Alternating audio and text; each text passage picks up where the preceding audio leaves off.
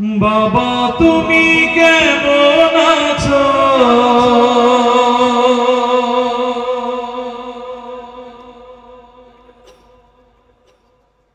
ছোট মাটির ঘরে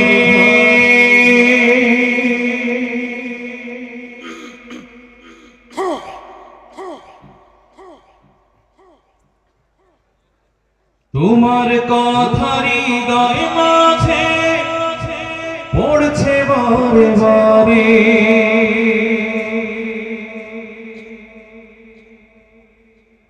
বাবা তুমি কেমন আছো? ছোট মাটির ঘরে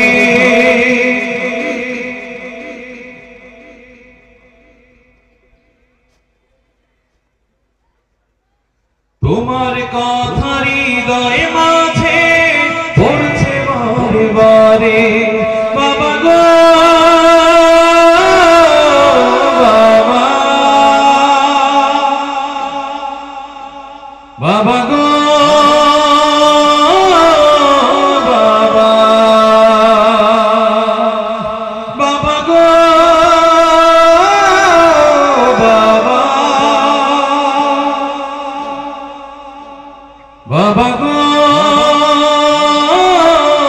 বাবা।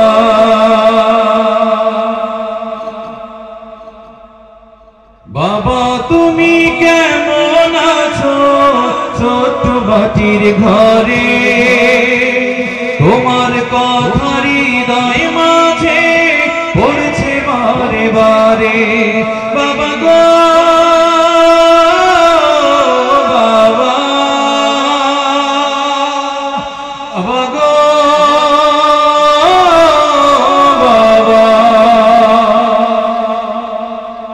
বাবা গো বাবা, বাবা গো বাবা।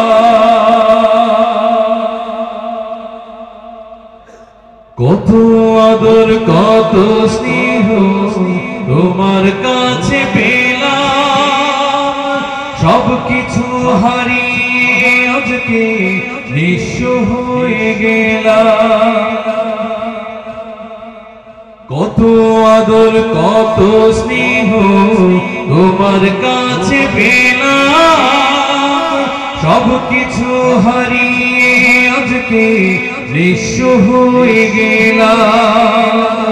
ভালোবাসি তোমায় বাবা, বুকটা যে যায় ছিঁড়ে। ভালোবাসি তোমায় বাবা, বুকটা যে যায় ছিঁড়ে। তোমার কথার হৃদয় মাঝে পড়ছে বারে বারে। বাবা গো বাবা, বাবা গো বাবা, বাবা তুমি কেমন আছো? ছোট মাটির ঘরে তোমার কথার হৃদয় মাঝে পড়ছে বারে বারে। বাবা তুমি কেমন আছো? ছোট মাটির ঘরে তোমার কথার হৃদয় মাঝে পড়ছে বারে বারে। বাবা গো বাবা, বাবা গো বাবা, বাবা গো বাবা, বাবা গো বাবা। তোমার মতো আপন কেহ পাই না তোমার খোঁজে, তাই তো আজ ঘুমের ঘরে অশ্রুতে যাই ভিজে। তোমার মতো আপন কেহ পাই না তোমার খোঁজে,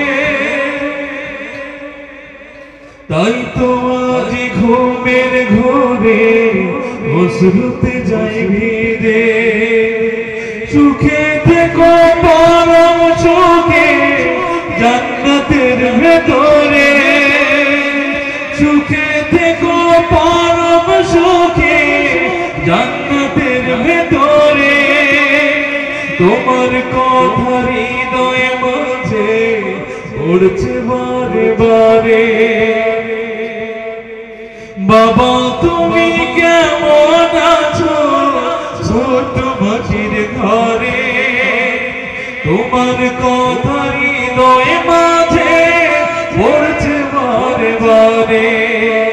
বাবা তুমি কেমন আছো ছোট মাটির ঘরে, তোমার কথা হৃদয়ে মাঝে পড়ছে বারে বারে। বাবা গো বাবা, বাবা গো বাবা, বাবা গো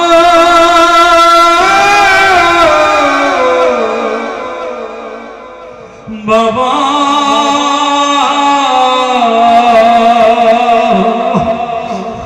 বাবা গো বাবা।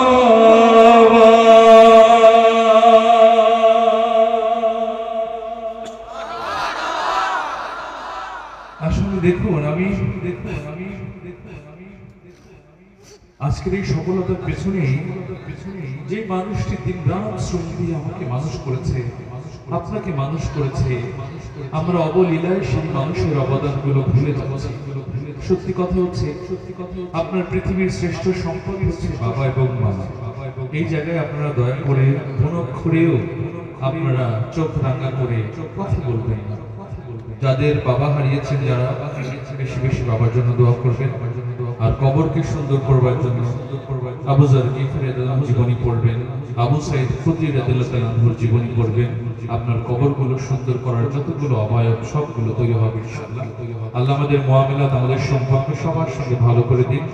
আমরা যেহেতু মহান রব জান্নাত দেওয়ার ব্যাপারে ওসিলা তালাশ করবেন। আপনারা জানেন যে এখানে কোনো গোল্ডেন প্লাস আছে, কেউ এ প্লাস আছে, কিন্তু সর্বনিম্ন 33% 33-এ পাস একটা অপশন আছে। আমরা যারা আজকের এই আয়োজনে আসছি, যারা আয়োজন করেছে, যে সকল মুরব্বীরা স্টেজে বসে আছে, আপনারা অনেক দূর দূরান্ত থেকে এসেছেন। আল্লাহ পাকের একটি অপশন আছে যে আল্লাহ কোনো মানুষকে জান্নাত দেওয়ার ক্ষেত্রে ওসিলা তালাশ করবেন। কোনো কারণে আপনি এ ক্লাস পাচ্ছেন না, আপনি গোল্ডেন ক্লাস পাচ্ছেন না, এ গ্রেড নাই, বি গ্রেড নাই, সি গ্রেড নাই, ফেল হয়ে যাচ্ছেন, ওই মুহূর্তে আল্লাহ রাব্বুল আলামিন কোন একটা ওসিলা তালাশ করে আপনাকে আমাকে জান্নাত দেবেন। সেই আয়োজনটি যেন আজকে এই ওসিলা হয়। সকলে ধৈর্য ধরে থাকবেন। আমি তো কেউ বললেন না, ঘটনা সকলে ধৈর্য ধরে থাকবেন। শয়তানের ওয়াসওয়াসা থাকবে আপনাকে ভিন্ন জায়গায় নিয়ে যেতে। শয়তানের সঙ্গে আপনার নফসের সঙ্গে আপনার যুদ্ধটাই হলো প্রথম যুদ্ধ। আল্লাহ এই আয়োজনকে কবুল করুন। আসসালামু আলাইকুম ওয়া রাহমাতুল্লাহ।